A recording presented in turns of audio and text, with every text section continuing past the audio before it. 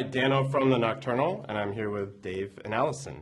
So this movie really is a body horror film in the truest sense of the word. You guys are doing crazy contortions and conjoined by prosthetics, which I believe is the same person who brought us the Furiosa prosthetics. Our prosthetics artist, yes, he did Furiosa. He did Chris Hemsworth's nose. Oh, wow. Famously. Yes. So how physically, what did that require you guys to do? Coming in a few hours before work started and just getting conjoined.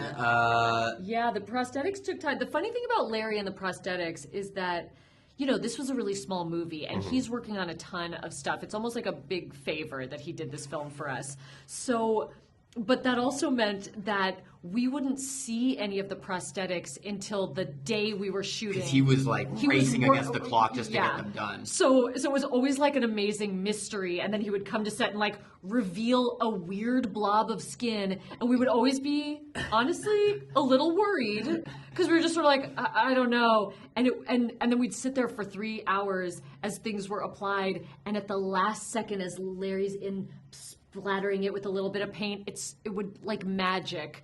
Looked so real and so cool and just exactly right for the movie. And there were days where we were attached for 10 straight hours and we're going to the bathroom together. And it's number one. Yeah, not number two. Got to keep our marriage alive. Sure. Got to keep the romance, Yeah. And I hear they're quite hazardous, these prosthetics, that you ended up with a bruise journal. Oh, I did. I don't know if that was so much from the prosthetics as it was from Dave flinging his own body. Flinging myself all over the place, naked in a shower, unconscious. Climbing rope in a cave. Throwing myself against porcelain walls. Climbing this tiny little rope. Those big ropes in gym class, easier to climb. Little ropes, not fun. And my hands were just shredded, just gushing blood. For your rope climbing audience. Just let them just know. So you know. The thicker the better. Amazing. So, Dave, your character in this movie is in a band. Yes. Allison, in real life, you're in a band, The Girls. That's right. Did your husband, for character research, ever pick your brain about that? No. He didn't. I'm more of a guitarist, and you're more of a singer. That's true. Yes. That's true. I actually remember that early in our relationship, you played the guitar for me. Oh, wow. Yeah. Sensitive guitar playing. Played a little Ray We don't need to say what. Our writer-director, Michael Shanks, he is a musician, was a musician. He was in a band, yes. That was his dream at one point. And so the one little riff that I play in the movie is one of his songs. Just a little fun fact. Amazing.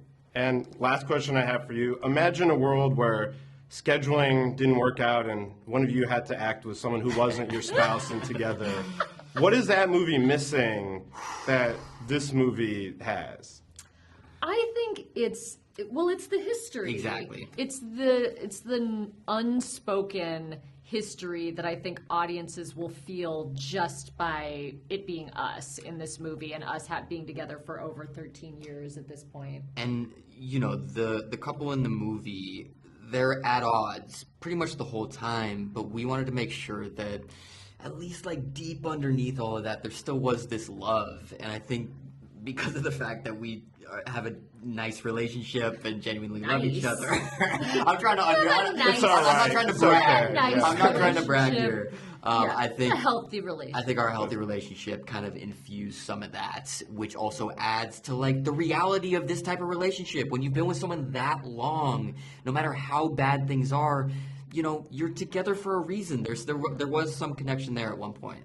Yeah, and you can really feel that in the movie. So good. Thank you, man. Yeah. I thought you were going to say if one of us had to drop out, who would we cast for the other person? I don't want to know who you would cast. I don't want to know. Quick answer, or plead the fifth on that one? We're both going to plead the fifth. Yeah, okay. All right, thank you so much. Appreciate it. Thanks, man. Hi, Dano Nissen with Nocturnal. Great to be here. And thank you for coming. This is a really exciting movie. It was quite a feat. You had a 21-day shoot. First movie. How did you pull it off? It was nuts. I mean, all credit to the crew and to Dave and Allison for being so committed to this film and just allowing us to put them through the absolute ringer. Every single day of this was torture for them, probably, but they never complained. Like every day we had to yank them around on wires or slam them against glass doors, and Dave kept a bruise diary of all the bruises on their bodies as they went. It was just, I think by the end of the film they were exhausted, I was exhausted, but we're very happy to have gone through it. Yeah, one of the things I love about the film is it balances comedy and horror and drama so well. I mean, did your thought process ever evolve on how funny you want to make it versus how serious? Did it change with, who came on board to the project? And, how it ended up versus how the film was first incepted? It really just changed as I sat down and actually wrote it. Like when I sat down to write it, I'm like, I'm going to make the most serious, hardcore horror film ever. But then as I was writing it, I was like, why am I resisting my urge to make this funny in a way? I was trying to be like what would be authentic for the scenes, and putting myself in the shoes of the characters. Like I'm such like a doofus. Like if I was in the situation, I would be bad at it. I wouldn't know how to experience being in a horror film, and so the comedy kind of came from an authentic place. But like my background's in comedy, like working sketch comedy, working that kind of thing. So it was kind of like a tool I had that I just stopped resisting and put in. I'm really proud of how the film is definitely in the real world, and it's like a serious horror film, but as the concept reveals itself more and it gets crazier and crazier, I feel like this is crazy. Let's like lean into the crazy. It'll be fun. Yeah, it's crazy and it is serious and touches on some pretty big philosophical themes. There's a specific Greek philosopher reference. I don't want to, spoil it or anything. But is there any other philosophical influence that you had when making this film? I'm probably not smart enough to be able to recite too many philosophers off the top of my head, but I think I guess I found a lot of philosophy from music that I was listening to when writing the film, and finding like the poetry of and lyricism of films of music was something that I was thinking of a lot, as well as even like thinking of like some like modern dance pieces for some of the ending moments, and just like finding that stuff like romantic and moving, and also just thinking of so much of my own relationship in terms of there's some kind of lovey-dovey moments in the film, and really trying to put myself in the shoes of expressing how I feel to my partner.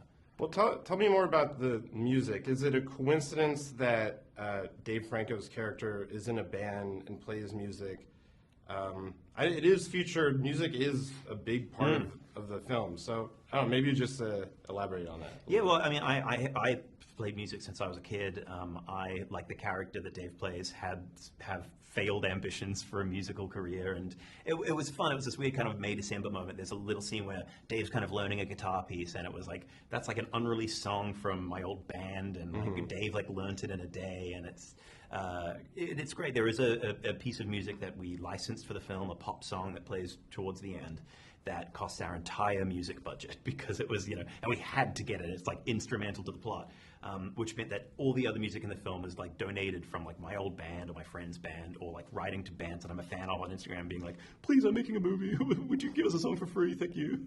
And just very grateful that worked out. Well, I hope it was worth it. We'll all hear that song at the end of the movie. So oh, yeah, great. It's a good one. Oh, thank you. All right, yeah. Thank you so much. It was a pleasure. Hey, my pleasure. Thank you.